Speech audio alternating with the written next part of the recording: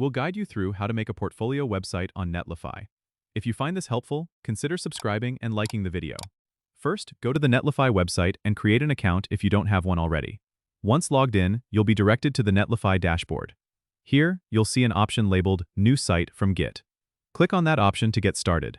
You'll need to connect your GitHub, GitLab, or Bitbucket account, depending on where your site code is hosted. After authorizing Netlify to access your repository, select the repository that contains your portfolio website files. Now, you'll need to configure the build settings. In most cases, Netlify automatically detects the build command and publish directory.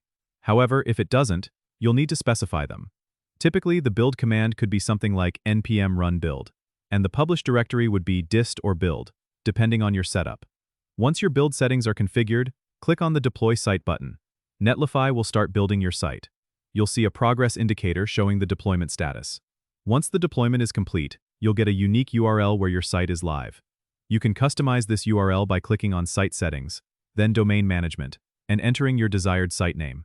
If you want to use a custom domain, you can do so by adding the domain in the Domain Management section. And there you have it. Your portfolio website is now live on Netlify.